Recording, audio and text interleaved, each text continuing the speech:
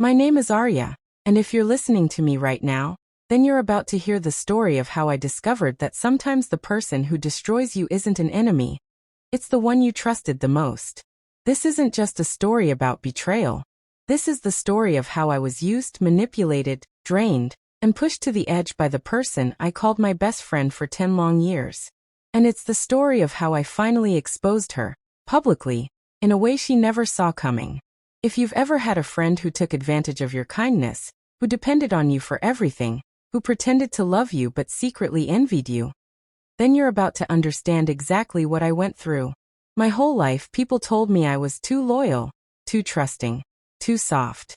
And maybe they were right. Because when I met Arya, the girl who would become the center of this story, I was naive. I believed every smile, every promise, every tear she cried. I was the kind of friend who would drop everything at 2 a.m. just to comfort her. The kind of friend who would give my last savings to help her. The kind of friend who would forgive her even when she didn't deserve it.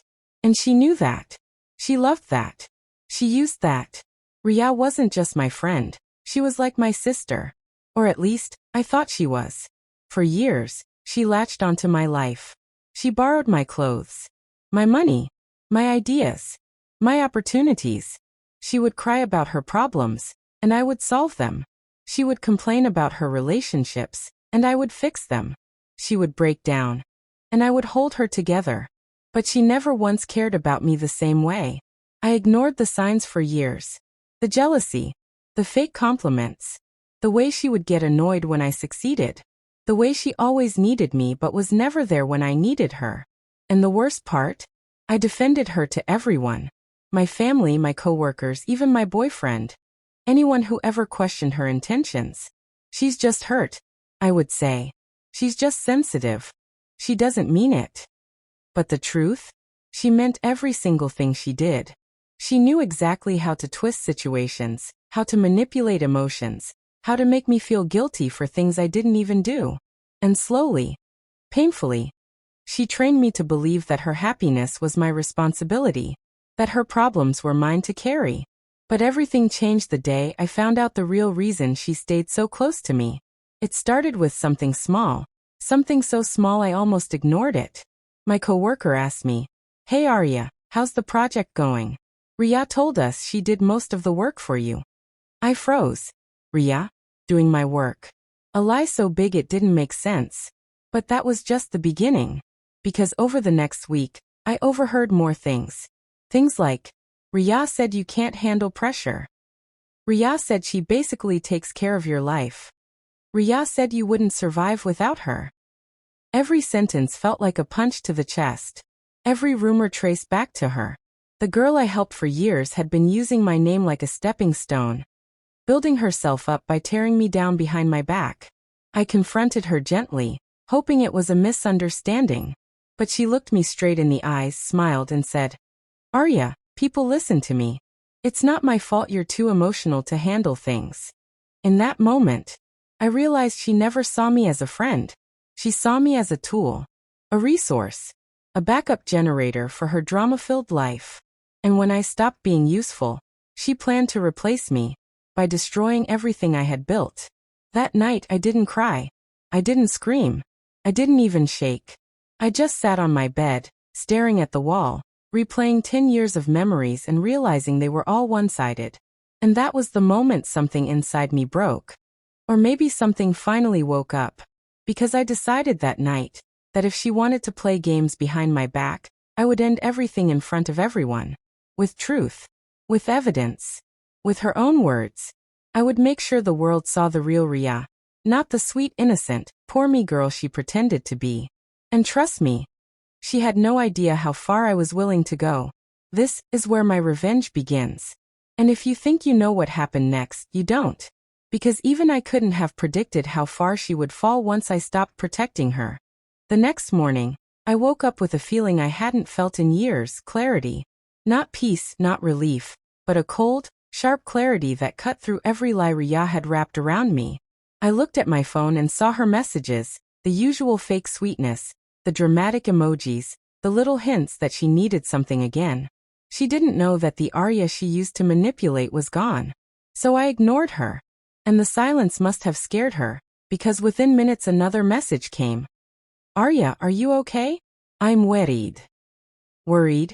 The same girl who had been stabbing my reputation behind my back suddenly cared? I didn't respond. I had no reason to. Instead, I got ready for work, put on the outfit she once said made me look too confident, because confident women intimidated her, and I walked out the door with my head held high. At work, I noticed people looking at me differently. Some with curiosity, some with sympathy, and some with the quiet pity people give when they believe rumors. And every rumor had her fingerprints on it. But instead of confronting anyone, I observed. I watched how people behaved around me. I listened to whispers I was never supposed to hear. I saw how Arya had positioned herself like some kind of savior in my life, pretending she helped me, guided me, carried me. The lies were everywhere, woven into conversations like poison threads. And the more I listened, the stronger my resolve grew. I wasn't going to fight with words. I wasn't going to argue. I was going to dismantle her carefully constructed web with one thing she could never control: truth. At lunch, I went to the cafe we always visited together. She was there, pretending to be busy, pretending to be stressed, pretending to be the fragile friend everyone needed to protect. She looked up when she saw me and smiled like nothing had happened. Arya. Finally. I've been trying to reach you all morning. I nodded. Slightly. I know. She tilted her head, studying me. She was trying to read my emotions. She expected guilt, fear, or anger. Instead, she found neutrality, a calm she couldn't manipulate. Are you okay? She asked softly. You seem off. I wanted to laugh. Off. As if she hadn't spent years draining me emotionally. As if she hadn't used my name to gain sympathy and attention. As if she hadn't reshaped people's perception of me to lift her own image. I'm fine, I said simply. Her eyes narrowed for a split second. Barely noticeable, but I caught it. She didn't like not being in control. She didn't like not knowing what I was thinking. And she hated not being the center of my emotional world. She leaned closer. You know you can talk to me about anything, right? Anything? The irony was sharp enough to cut glass. But I didn't respond to that. I didn't need to. Instead, I studied her. The perfect makeup. The delicate voice. The fragile posture she put on only in public. The mask she wore so well that people fell for it without hesitation. But now I could see cracks. Tiny ones, but they were there. Cracks that only form when someone realizes their puppet isn't dancing anymore. She asked again, slightly more desperate. Arya, are we okay? And that was the moment I realized the truth. She didn't care if I was okay. She cared if we were okay. If her access to me, my time, my emotions, my resources was safe. If her control over my life was still intact. And my silence made her nervous. I simply said, we're fine, and stood up to leave. But as I turned, I heard her whisper under her breath. Don't act smart, Arya. Ah. There it was. The real Arya slipping out. Arrogant. Entitled. Threatened. And that single line told me everything. She knew I was slipping out of her grip. She knew she was losing power. She knew the version of me she could exploit was disappearing. And she was terrified. That evening, I went home and opened a folder I had created the night before, labeled simply, The Truth. Inside it, I gathered screenshots, voice notes, chat logs, messages she sent about me to others, recordings of conversations where she twisted stories, and every piece of evidence that showed who she truly was. Not because I wanted to humiliate her, but because I wanted to expose her mask. For once. Publicly. Completely. Irreversibly. I wasn't going to ruin her. I was going to reveal her. And sometimes exposure is the deepest form of revenge. As I organized the evidence, a strange calm settled over me. I wasn't shaking. I wasn't anxious. I wasn't sad. I was focused. And with each file I added, I felt lighter, as if her weight was lifting from my shoulders. But the universe wasn't done testing me. Because just when I thought I had seen enough, I discovered something that made my blood freeze. Something that proved she hadn't just been using me. She had been planning something far worse. And that was the moment I knew that exposing her wasn't just revenge. It was necessary. For me. and everyone she had manipulated. The real war was only beginning. That night, I sat on the edge of my bed, the room lit only by the glow of my laptop screen, and I opened the last folder I hadn't checked yet. It was something I had saved automatically, old backups from my phone, synced to the cloud months ago. At first, I thought it was just random pictures and notes I didn't need, but then I saw a file with an unfamiliar name. Ria_backup_chat. My stomach tightened. I clicked it. The file opened, and suddenly I was staring at messages, my messages, but not sent from me. My number. My name. My writing style. But the words weren't mine. She had been messaging people pretending to be me. I scrolled further, and with each line, a new wave of betrayal crashed over me. She had apologized to people on my behalf for things I never did. She had asked for favors using my name. She had manipulated mutual friends, telling them Arya is struggling emotionally, please support her. As if I were some helpless project she was heroically rescuing. But then it got worse. Much worse. I found messages where she badmouthed others using my identity, so they would hate me, not her. She used my number to send voice notes she recorded herself with my name written under them. She had been building a version of me that only benefited her narrative. Weak, unstable, guilty, confused.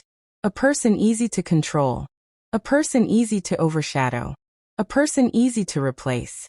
And suddenly it clicked. Why people had been treating me differently these past few months. Why some friendships had drifted without reason. Why some colleagues looked at me with quiet judgment. She wasn't just ruining my image accidentally. She was sculpting it intentionally. Slowly. Precisely. Strategically. My hands clenched into fists, but not out of anger anymore. Out of understanding. She had been planning my downfall long before I realized anything was wrong. And I, trusting, naive, loyal, had walked right into her trap. I took a deep breath, forcing myself to stay calm. I organized the files into categories: identity misuse, defamation, manipulation, gaslighting, and one final folder I named The End. I didn't know what I would put there yet, but I knew it would be the last piece, and it would destroy her lies permanently. The next day, I decided not to confront her directly. People like Arya thrive on confrontation. They twist your words, flip the narrative, and turn themselves into victims within minutes. I needed to be smarter. And smarter meant quiet. Invisible. Unpredictable. I went to work like nothing had changed. I smiled. I nodded. I spoke politely. And I watched. She arrived exactly 7 minutes late, pretending to be exhausted so people would ask what happened. Someone did. Arya, rough night? She sighed dramatically. Yeah. Arya and I had a misunderstanding. She's going through a lot. I'm just trying to be there for her. I didn't flinch. She scanned my face, waiting for a reaction, but I gave her none. She continued her performance. I hope she's okay. I'm really worried about her mental health. Mental health. She was already planting seeds, soft ones, disguised as concern, but dangerous if left unchallenged. I smiled gently and said loud enough for the room to hear. Don't worry, Arya. I am perfectly fine. My mental health is great, actually. A few people looked surprised. A few exchanged glances. A few frowned. And that was when I knew. Her narrative was cracking. By evening, she was restless. Nervous. I could sense it in the way she hovered around my desk, pretending to need help with tasks she could do in her sleep. She wanted information. She wanted control. She wanted to know what I was thinking. So I gave her nothing. On the way out, she followed me to the elevator. Arya, can we talk? I pretended to think. About what? About us, she said softly. I feel like there's distance. I replied. Maybe that's a good thing. Her eyes widened. She wasn't expecting that. What? Why? Because sometimes, I said calmly, distance protects you from the person hurting you. Her mask cracked. Just a tiny fracture, but it was enough. Hurting you? I've done everything for you. Exactly, I said with a small smile. Everything. The elevator doors opened, and I stepped in. She grabbed my arm. Arya, don't play games with me. I know you found something. I turned slowly. Her eyes were sharp now, calculating. She wasn't acting anymore. This was the real Arya. The one beneath the soft voice. The one beneath the fragile facade. I don't play games, I whispered. I end them. Her grip loosened. I stepped back into the elevator. And as the doors closed between us, her expression shifted into something I had never seen before. Fear. Pure, genuine fear. Not of me, but of losing control over me. That night, I received a message from an unknown number. Just one sentence. If you expose me, I'll expose you. I laughed. Because she didn't realize something yet. I had nothing to hide. And she had everything. I opened the final folder, the end, and began typing the last piece of my plan. A plan she could not escape. A plan that would turn every lie she ever told into truth. Not about me, but about her. And tomorrow, I would press send. The next morning, I woke up earlier than usual, not out of anxiety, but out of clarity. Today was the day everything would fall exactly where it needed to. Not through chaos. Not through confrontation. Through truth. I dressed calmly, drank my tea slowly, and walked toward the office with the quiet confidence of someone who finally holds every card in the deck. When I reached my desk, people were already whispering. Something felt different in the air. A tension that didn't belong there before. And then I saw why. Someone had printed screenshots of messages. Arya's messages, and slipped them anonymously under different office doors. They weren't from me. They weren't from anyone else. They were from her. The ones she thought she deleted. The ones where she talked about people behind their backs. The ones where she bragged about manipulating situations. The ones where she insulted her own teammates. My chest tightened, not in fear, but in surprise. I didn't do this. Someone else had found a part of her truth before I revealed the whole thing. And just like that, the cracks became fractures. People avoided her. People whispered. People exchanged looks when she walked by. When she arrived, she sensed it instantly. Her smile faltered. Her breathing quickened. What happened? She asked a coworker. The coworker shrugged, ice cold. Maybe ask yourself. She turned to me next. Arya, did you do this? No, I didn't even blink. But from what I've seen, it looks like your past finally caught up. She didn't answer. She couldn't. For the first time, she wasn't holding the script. She wasn't controlling the narrative. She wasn't the center of pity, admiration, or sympathy. She was the center of suspicion. And suspicion is the one thing manipulators can't fight. It spreads too fast. She pulled me aside. Listen to me, she hissed, voice trembling. I know you're planning something. Just stop. We can fix this. I tilted my head. Can you fix it? Her eyes darted left and right. She wasn't worried about the truth. She was worried about her image. Her reputation. The fragile mask she had built with so much care. And I was about to shatter it fully. Meet me after work, I said quietly. Conference room B alone. She swallowed hard. Why? Because I'm done being silent. I walked away, leaving her standing there, shaking, confused, desperate. The workday passed slowly for her. I could see it in every step, every anxious glance, every attempt to pull people aside for explanations. No one cared enough to listen. They were already distancing themselves. Cutting ties. The power she once held over everyone was slipping from her fingers like sand. Finally, evening came. I walked to conference room B. She was already there, pacing, sweating, clutching her phone like a lifeline. When she saw me, relief washed over her face. Arya, please. Let's talk.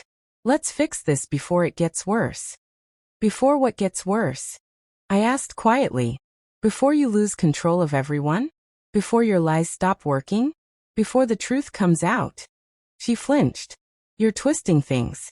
I didn't mean to hurt you. You didn't mean to get caught. I corrected. She froze. I placed a folder on the table. Her eyes widened. What's that? Everything, I said softly. Everything you did. Everything you said. Everything you pretended wasn't happening. Arya, please, she whispered, her voice cracking. Don't do this. I'll apologize. I'll fix things with everyone. I'll stop using your name. I'll delete the accounts. It's too late. I said almost gently. You spent years building this version of yourself. You don't get to undo it in 5 minutes.